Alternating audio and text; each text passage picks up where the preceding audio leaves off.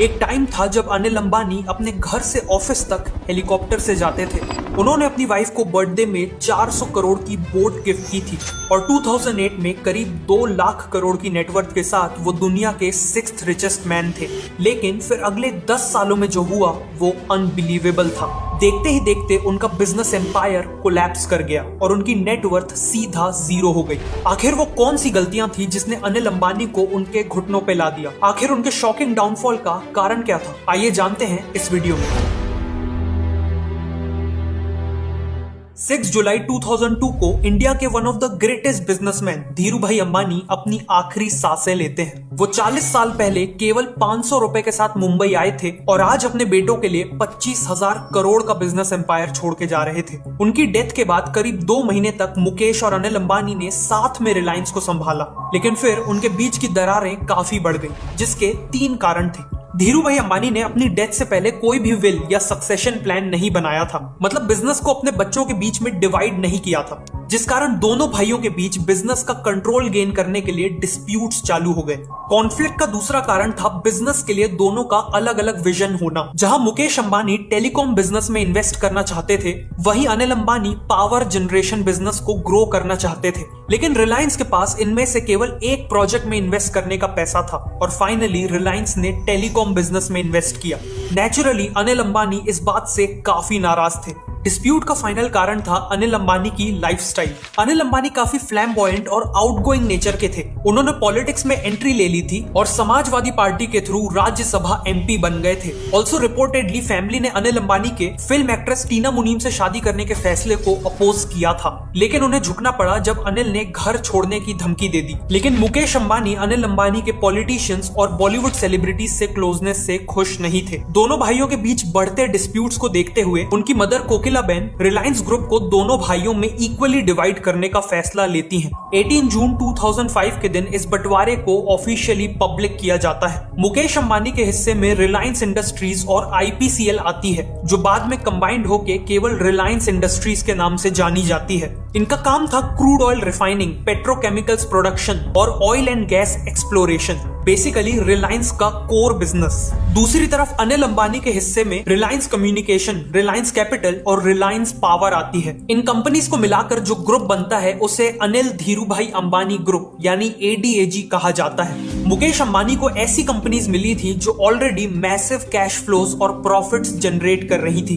दूसरी तरफ अनिल अंबानी के हिस्से में ऐसी कंपनीज आई थी जिनका करंट रेवेन्यू और प्रॉफिट कंपैरेटिवली कम था, लेकिन फ्यूचर ग्रोथ पोटेंशियल बहुत अच्छा था। अनिल अंबानी ने इतना फ्रीडम इससे पहले कभी महसूस नहीं किया था। वो अब जहां चाहे जितना चाहे उतने इन्वेस्टमेंट्स कर सकते थे। इसीलिए सेटलमेंट के केवल 2 दिन बाद ही उन्होंने ADAG में हजारों करोड़ों के नए प्रोजेक्ट्स की अनाउंसमेंट्स कर दी। वो रिलायंस पावर के थ्रू 80,000 करोड़ के पावर प्लांट्स लगाने वाले थे, 2,000 करोड़ रिलायंस कैपिटल में इन्वेस्ट करने वाले थे और साथ में इंफ्रास्ट्रक्चर और एंटरटेनमेंट इंडस्ट्री में भी एंट्री लेने वाले थे। इन प्रोजेक्ट्स को फाइनेंस करने के लिए उन्होंने हजारों करोड़ों का डेट यानी लोन भी लिया था। ऑल्सो कुछ ही महीनों बाद उन्होंने रिलायंस कम्युनिकेशन का IPO भी लॉन्च कर दिया था। दूसरी तरफ मुकेश अंबानी ने ऐसी कोई अनाउंसमेंट्स नहीं की, लेकिन क्वाइटली अपने पेट्रोकेमिकल्स के बिजनेस को एक्सपैंड करते रहे और रिटेल इंडस्ट्री में भी एंट्री ली। सेटलमेंट के केवल 1 साल बाद दोनों भाइयों की नेटवर्थ बहुत तेजी से बढ़ रही थी। मुकेश अंबानी की नेटवर्थ 8.5 बिलियन डॉलर से बढ़कर 20 बिलियन डॉलर्स पहुंच गई थी।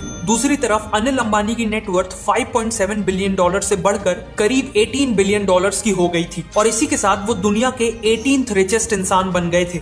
लेकिन शायद वो इससे खुश नहीं थे, क्योंकि उनके बड़े भाई अभी भी उनसे 4 प्लेसेस आगे थे। अनिल अंबानी की नेटवर्थ इतनी तेजी से रिलायंस कम्युनिकेशन के IPO से बढ़ी थी और 2008 में अब वो अपनी दूसरी कंपनी रिलायंस पावर का IPO लाने वाले थे। उस समय रिलायंस पावर 12 अलग अलग पावर प्रोजेक्ट्स में एक साथ काम कर रही थी। इन 12 प्रोजेक्ट्स में से अनिल अंबानी का ड्रीम प्रोजेक्ट था दादरी प्रोजेक्ट, जो नेचुरल गैस का यूज करके करीब 7,500 मेगावाट की इलेक्ट्रिसिटी जनरेट करने वाला था। पूरा होने के बाद ये वर्ल्ड का largest gas fired power plant बनने वाला था। कंपनी का फ्यूचर काफी अच्छा लग रहा था। इसीलिए जब जनवरी 2008 में इसका IPO लॉन्च हुआ तो 1 मिनट के अंदर अंदर वो फुली सब्सक्राइब हो गया। कंपनी ने करीब 11,500 करोड़ रुपए रेस कर लिए और ये अपने टाइम का इंडिया का सबसे बड़ा IPO बन गया। साथ साथ में रिलायंस कम्युनिकेशन भी 2008 तक इंडिया की सेकेंड लार्जेस्ट टेलीकॉम कंपनी बन चुकी थी और रिलायंस कैपिटल भी तेजी से ग्रो कर रही थी। बेसिकली ADAG अपने पीक पे था।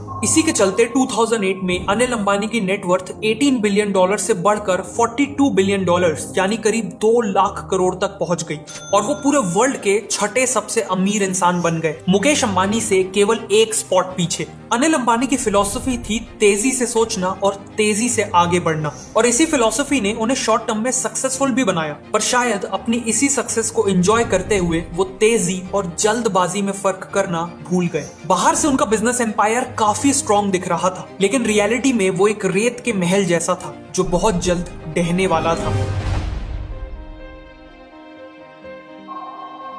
2008 में अनिल अंबानी के ग्रुप ADAG का टोटल प्रॉफिट करीब 9,000 करोड़ का था, लेकिन एक प्रॉब्लम थी। इसमें से 75% प्रॉफिट ग्रुप की केवल एक कंपनी से आता था, रिलायंस कम्युनिकेशन से। मतलब ADAG रिलायंस कम्युनिकेशन पे ओवर डिपेंडेंट था। रिलायंस कम्युनिकेशन उस समय 17.5% मार्केट शेयर के साथ इंडिया की सेकंड लार्जेस्ट टेलीकॉम कंपनी थी, लेकिन 2007 में वोडाफोन की एंट्री और एयरटेल के एग्रेसिव एक्सपेंशन के बाद उसका मार्केट शेयर लगातार गिर रहा था। अनिल अंबानी की सबसे बड़ी गलती थी कि उन्होंने समय के साथ रिलायंस कम्युनिकेशन को इवॉल्व नहीं किया। जब 2002 में रिलायंस कम्युनिकेशन लॉन्च हुई थी, तब लोग मोबाइल को केवल कॉल्स के लिए यूज करते थे, इसीलिए रिलायंस कम्युनिकेशन ने CDMA कम्युनिकेशन टेक्नोलॉजी का यूज किया, जो कॉल्स के लिए बेटर क्वालिटी और कवरेज प्रोवाइड करती थी। लेकिन ये टेक्नोलॉजी 3G में बहुत स्लो इंटरनेट स्पीड प्रोवाइड करती थी और 4G नेटवर्क्स को तो सपोर्ट ही नहीं करती थी। इसीलिए जब लेट 2000s में मोबाइल इंटरनेट यूसेज बढ़ा तो लोग रिलायंस कम्युनिकेशन को छोड़कर एयरटेल और वोडाफोन में शिफ्ट होने लगे,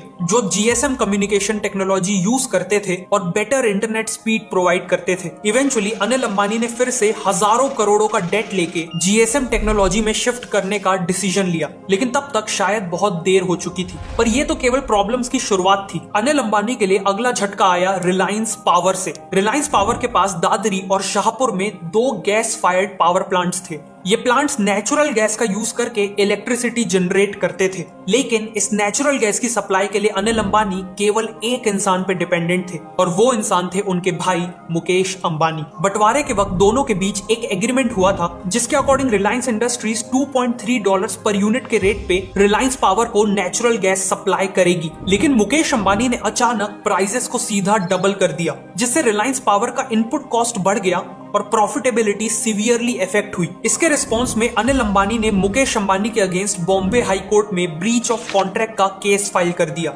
और 2009 में वो केस जीत भी गए। लेकिन मुकेश अंबानी ने सुप्रीम कोर्ट में इस डिसीजन के अगेंस्ट अपील कर दिया। 2010 में सुप्रीम कोर्ट का ऑर्डर आ गया और इस बार ये ऑर्डर मुकेश अंबानी के फेवर में था। Then the drama in the Supreme Court on Friday was perfectly as per the script. 45 minutes later, the verdict 2-1 in favor of Mukesh Ambani's RIL and the government of India.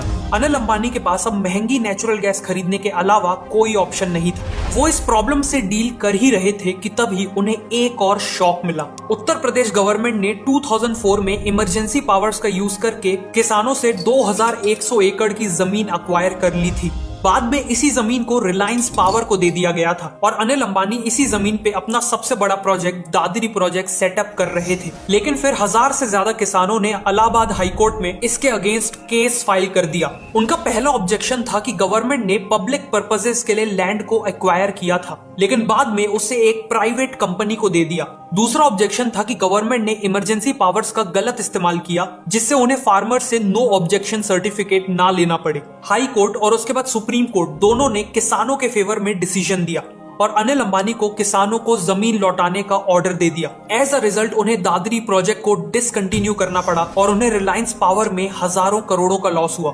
2015 तक Reliance capital के अलावा अनिल अंबानी की सभी companies under perform कर रही थी।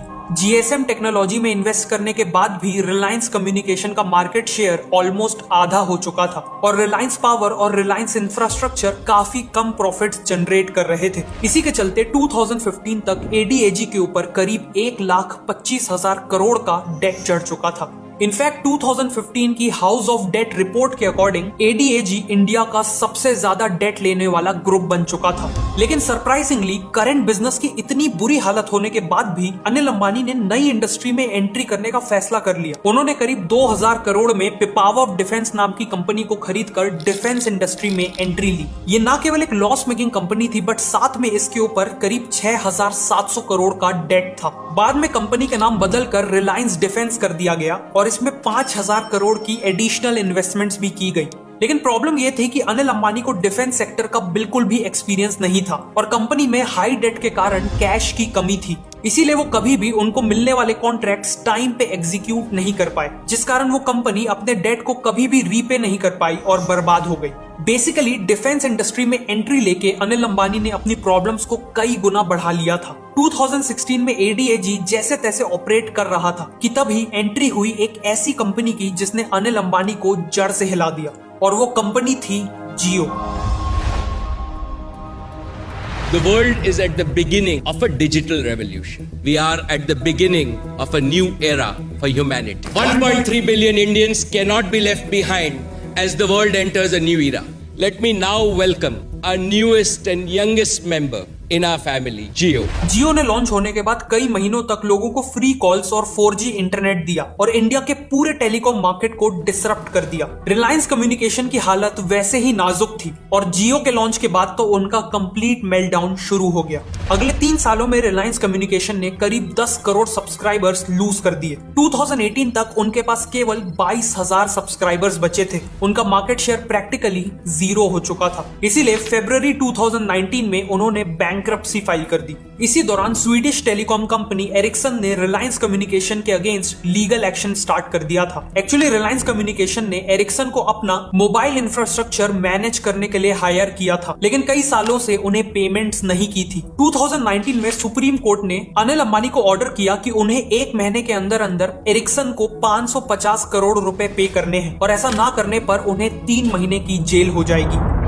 उनके jail जाने को कोई नहीं टाल सकता था कि तभी आखिरी दिन मुकेश अंबानी ने एरिक्सन के ड्यूज पे किए और अनिल अंबानी को बचा लिया। इस दौरान रिलायंस कैपिटल अनिल अंबानी की लास्ट होप थी, बट अनफॉर्चुनेटली 2019 तक वो भी बर्बाद होने की कगार पे थी। रिलायंस कैपिटल के कई बिजनेसेस में से एक बिजनेस था कॉर्पोरेट फाइनेंसिंग, जिसमें वो दूसरी कंपनीज को लोन देते थे। अनफॉर्चुनेटली उन्होंने हजारों करोड़ों का लोन अनिल अंबानी की ही दूसरी कंपनीज को दिया था और वो पैसा अब डूब चुका था। ऑल्सो रिलायंस कैपिटल की एनुअल रिपोर्ट्स में पाया गया कि कंपनी ने हजारों करोड़ों का लॉस होने के बाद भी अपने शेयर होल्डर्स को करीब 400 करोड़ का डिविडेंड दिया है। मतलब कंपनी को लॉस में चलाने के बावजूद अनिल अंबानी उससे अपनी पर्सनल वेल्थ के लिए करोड़ों रुपए निकाल रहे थे और इन्हीं कारणों से रिलायंस कैपिटल का भी डाउनफॉल हो गया। ADAG की खराब हालत को देखते हुए जिन बैंक्स ने उन्हें लोन दिया था, उन्होंने पैसा वसूलने के लिए अनिल अंबानी के अगेंस्ट केसेस फाइल कर दिए। अब क्योंकि उनकी हर कंपनी लॉस में थी, इसीलिए लोन चुकाने के लिए उन्हें एक के बाद एक अपने एसेट्स और कई बार पूरी कंपनी बेचनी पड़ी। लेकिन इन सब के बाद भी 2021 तक ADAG पे करीब 20,000 करोड़ का डेट बचा हुआ था और आज तक इस डेट के रेजोल्यूशन पे काम चल रहा है। नेचुरली आज के दिन उनकी सभी कंपनीज के शेयर प्राइसेस क्रैश कर चुके हैं। एक के बाद एक कंपनीज ने बैंक्रप्सी फाइल कर दी है और जो कंपनीज बची हुई हैं उनकी परफॉर्मेंस कुछ खास नहीं है। ऐसे कुछ सबूत जरूर मिले हैं जिसके अकॉर्डिंग अनिल अंबानी के पास अभी भी करोड़ों के फॉरेन एसेट्स हैं जो उन्होंने डिस्क्लोज नहीं किए हैं, बट ऑन पेपर उनकी नेटवर्थ ना के बराबर है। अनिल अंबानी एक ऐसे बिजनेस टाइकून थे जो एक टाइम पे अपने एम्बिशंस, फेम, पैसा और पावर के लिए जाने जाते थे, लेकिन आज उनका बिजनेस एम्पायर क्रम्बल कर चुका है। उन्होंने टाइम रहते अपने अच्छे चलते हुए बिजनेसेस जैसे आरकॉम को इनोवेट ही नहीं किया। बिना ज्यादा सोचे नए प्रोजेक्ट्स के लिए हजारों करोड़ों का डेट लेते चले गए। कई ऐसी कंपनीज को एक्वायर कर लिया जो लॉस में थी और लगातार लीगल केसेस और कंट्रोवर्सीज में इन्वॉल्व रहे।